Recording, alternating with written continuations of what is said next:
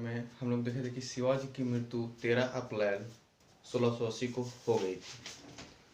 अब शिवाजी के बाद आखिर मराठा साम्राज्य का हुआ क्या, या मराठा साम्राज्य में आया कौन? तो शिवाजी के बाद मराठा साम्राज्य में छत्रपति की उपाधि लिए राजाराम, जो कि 21 अप्रैल 1680 को छत्रपति की उपाधि ले चुके थे। लेकिन दरअसल बात यह था कि जबकि मतलब संभाजी को, जब शिवाजी से पांडुचेरी की संधि हुई थी 1665 में 22 जून को, तो उस समय 5000 मनसा पर संभाजी उसके मंत्रिपरिषद में कार्यरत होंगे। लेकिन इसी बात से संभाजी बोले कि मतलब कि छत्रपति मतलब जो कि राजाराम से ज़्यादा शक्तिशाली हम हैं। तो संभाजी से वो लड़ाई करके छत्रपति की उपाधि तो उन्होंने ले ली, लेकिन जनता उनको छत्रपति नहीं मानता था। दरअसल बात हुई कि 16 जनवरी 1681 में जनता के द्वारा वो अपने राजा मान लिए गए, मैंने छत्रपति की उपाधि उन्हें दे दी गई।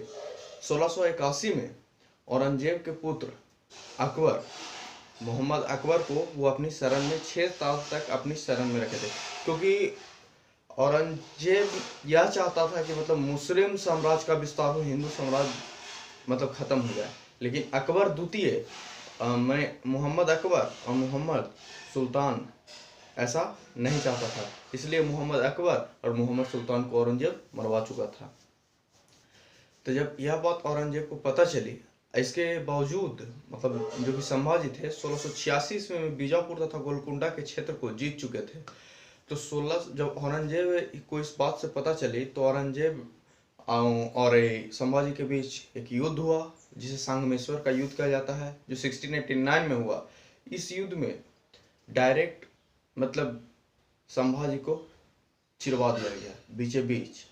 तो इस युद्ध के बाद 1689 से 1700 के बीच छत्रपति की उपाधि शिवाजी के दूसरे पुत्र राजाराम ले लिए, और संभाजी के पत्नी यशोधरा या यशोबाई और उनके पुत्र साहू जी को कैद करके औरंगजेब के पास कैदी रहे।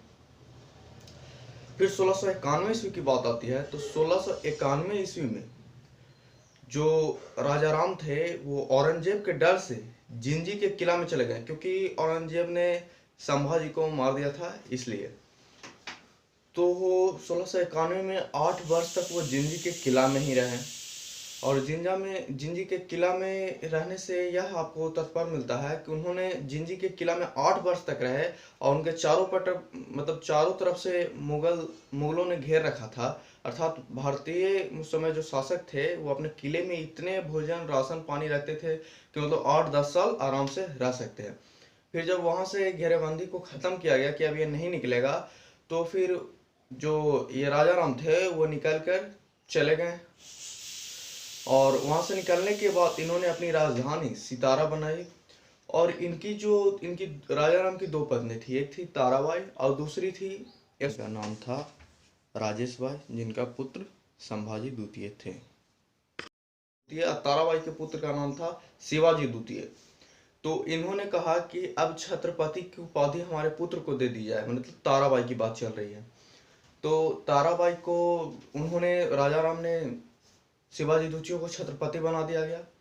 तो शिवाजी द्वितीय का शासनकाल 1700 से 1707 ईस्वी में रहा, क्योंकि 1707 ईस्वी में मुअज्जम मुगल शासक था, जो कि जजाऊ का युद्ध या हैदराबाद के युद्ध में मोहम्मद आजम और मोहम्मद कामबख्श अपने भाई को हराकर ही गद्दी पर बैठा था। तो 1707 ईस्वी ये एक अच्छा राजा था। सिडनी ओवन के अनुसार एक मुगल शासक में ये अंतिम एक अच्छा राजा था। तो जब यह बात इन्हें पता चली, साहू जी आए, तो 1707 ईस्वी में इनके द्वारा मुअज्जम के द्वारा साहू जी को आज़ाद कर दिया गया। आज़ाद होने के बाद साहू जी और ताराबाई और उनके पुत्र शिवाजी द्वितीय के बीच एक खेड़ा का युद्ध हुआ, और इस युद्ध में साहू जी जीत गए। जीतने के उपरांत इन्होंने एक पेशवा पद का गठन किया, जिसपे सबसे पहले बालाजी विश्वनाथ बैठे। 1708 ईस्वी में ये मराठा साम्राज्य में एक सेनापति पर कार्यरत थे, लेकिन 1713 ईस्वी में जब पेशवा पद बनाया गया तो प्रथम पेशवा पद पर बैठने वाले बालाजी विश्वनाथ थे। तो अब उसके बाद बालाजी विश्वनाथ आए। तो ये जो शिवाजी द्वितीय और ताराबाई थी, ये दक्षिण में चले गए और अपनी राजधानी को कोल्हापुर बनाए, दक्षिण में शासन कर रहे थे। लेकिन जब यह बात राजा राम की दूसरी पति यशोधरा बाई को पता चला, तो संभाजी द्वितीय आकर तो मतलब जो कि शिवाजी द्वितीय थे उनको हटाकर दक्षिण में अपने बैठ गया और अपने में बैठ गया। अब उसके बाद बात आती है कि भाई बालाजी विश्वनाथ जो पेशवा बने उनका लास्ट क्या रहा। तो बालाजी विश्वनाथ का सबसे लास्ट जो था वो दिल्ली की संधि थी, जो कि जान करते हैं कि फ्रॉक्सियर को मतलब मार दिया गया, क्योंकि 3,000 रुपये में वो बंगाल, उड़ीसा और बिहार ईस्ट इंडिया कंपनी को दे दिया था काम व्यापार करने के लिए। तो 1719 ईस्वी में दिल्ली की संधि हुई, जिसमें फ्रॉक्सियर को सैयद बिंदु ने बुलाया, जिसे किंग मेकर कहा जाता है। उन्होंने बालाजी विश्वनाथ को बुलाकर साहू जी की मतलब जो सैयद बिंदु थे वो बालाजी विश्वनाथ को बुलाकर फ्रॉक्सियर की हत्या करवाए थे। हत्या करवाने के उपरांत इन्हें यह मिला कि दक्षिण के मतलब 6 किले की सरदेशमुखी तथा चौथा इनके पास आएगा, और मतलब साहू जी की सरकार को सर्वोच्च माना गया। बदले में मराठा साम्राज्य 15,000 घुड़सवारियों के साथ इनका मदद करेगा। अब यहाँ से बालाजी विश्वनाथ की कहानी पेशवा की समाप्त हो जाती है। इन्होंने मात्र एक ही काम किया, युद्ध की, दिल्ली की संधि की 1719 ईस्वी में, क्योंकि 18 फरवरी 1719 ईस्वी में फ्रॉक्सियर की मृत्यु हो गई थी। अब बात आती है कि जब वो मर गए तो भाई पेशवा पद पे बैठा कौन। तो पेशवा पद पे बैठने वाले थे बालाजी बाजीराव, जो कि मतलब बालाजी बाजीराव तो मतलब बाद में आए थे। इससे पहले आए थे इनका जो बालाजी विश्वनाथ के पुत्र थे वो बाजीराव प्रथम थे। तो और बाजीराव प्रथम के पुत्र थे बालाजी बाजीराव, जिन्हें नाना साहब कहा जाता है। तो अभी बाजीराव प्रथम पर ही बात करेंगे। तो बाजीराव प्रथम की शासनकाल 20 से 40 तक रही, जिसमें इन्होंने सबसे पहले इनमें बहुत कठिनाई रही, क्योंकि 1724 ईस्वी में अनेक मराठा जो प्रांत थे वो स्वतंत्र होने लगे। दूसरी बात, संभाजी द्वितीय की चुनौती थी और निजाम का संकट था। इस बात को देखते हुए इन्होंने 1728 में पालखेल का युद्ध हुआ। तो पालखेल के युद्ध में निजाम को हरा दिया इन्होंने।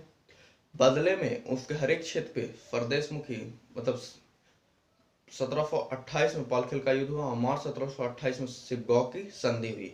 या ये सब नोट्स बना लीजिएगा। तो इस संधि में यह कहा गया कि साहू जी को मराठा साम्राज्य को सर्वोच्च माना गया और इसके हर एक क्षेत्र में चौथा तथा सरदेशमुखी वसूलेगा, और तीसरा मतलब संभाजी द्वितीय को मदद नहीं करेगा। इस बात को देखते हुए 1728 में मोहम्मद खां वंश से बुलंद नदेश छत्रसाल को भी बचाए। बदले में इन्हें हृदयनगर, झांसी, बाटा, कुंजी इनके उपहार स्वरूप दिया गया। अप्रैल 1731 में बारेन की संधि हुई। तो 1730 में बारेन नदी के तट पर, जैसे संभाजी द्वितीय जो थे वो सर्वोच्च मतलब अपने आगे आके नहीं लड़ा। पहले तो वो मतलब निजाम को बोले कि मेरा आंतरिक समर्थन रहेगा, तो निजाम लड़ा। लेकिन जब निजाम हार गया तो निजाम और संभाजी द्वितीय मिलकर दोनों ने लड़ाई की, तो इसीलिए बारेन की संधि हुई। 1730 ईस्वी में बारेन नदी के तट पर जब युद्ध हुआ तो उसमें संभाजी द्वितीय हार गए और साहू जी जीत गए, इसलिए साहू जी के मराठा साम्राज्य को सर्वोच्च माना गया। और उसके बाद बारेन की संधि हुई 1731 में। और बारेन के संधि होने के बाद उसके बाद दिल्ली में आक्रमण, भोपाल का युद्ध हुआ 29 मार्च 1737 में।